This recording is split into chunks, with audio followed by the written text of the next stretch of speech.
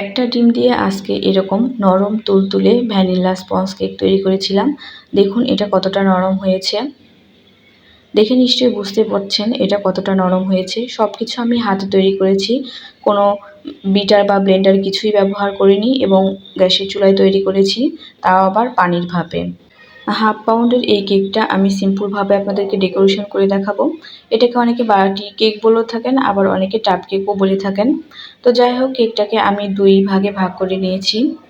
কেকের উপরের অংশটা আমি বাটির নিচে দিয়ে দিলাম, দিয়ে এভাবে হাত দিয়ে একটু চেপে চেপে দিচ্ছি, কারণ কেকের স্লাইসটা একটু বড় হয়ে গিয়েছিল। এখন সুগার সিরাপ দিয়ে দিচ্ছি। সুগার সিরাপটা দেওয়া হয়ে গেলে এই পর্যায়ে আমি ক্রিম দিয়ে দিব। আজকে এখানে আমি half cup tropical whipped cream bit করে নিয়েছি, আর ক্রিমের সাথে সামান্য একটু কফি অ্যাড করে দিয়েছি, যেন ক্রিমের মধ্যে কফির ফ্লেভারটা পাওয়া যায়। স্পঞ্জ কেকটা আপনারা আপনাদের পছন্দ মতো ফ্লেভারে তৈরি করে নিতে পারেন।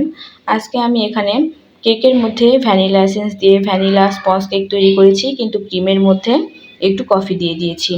আর এখানে দিয়ে দিচ্ছি একটা বড় সাইজের ক্ষীর চমচম মিষ্টি। ক্রিমটা দিয়ে দেওয়া হয়ে গেলে এর ওপর দিয়ে আমি এই মিষ্টির অর্ধেকটা ভেঙে এভাবে কাঁটা চামচ দিয়ে একটু ভেঙে নিয়েছি। মিষ্টিটা দিয়ে দেওয়ার পরে কেকের নিচের অংশটা আমি সবার ওপরে দিয়ে দিলাম। দিয়ে ওপরেও আমি ভালোভাবে সুগার সিরাপটা দিয়ে নিচ্ছি। সুগার সিরাপটা দিয়ে দেওয়ার পরে এই পর্যায়ে আমি ওপর দিয়ে ক্রিমটা দিয়ে দিচ্ছি।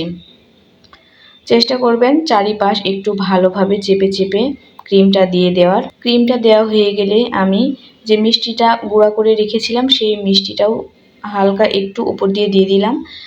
দিয়ে এবারে এটাকে সামান্য একটু ডেকোরেশন করে নিব।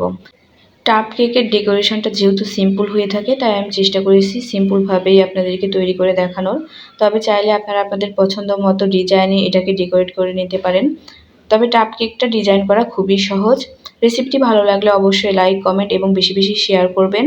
ফেসবুক পেজটিতে ফলো দিবেন, আর আমার ইউটিউব চ্যানেলটিকে সাবস্ক্রাইব করে আমার পাশেই থাকবেন। ধন্যবাদ। আল্লাহ হাফেজ।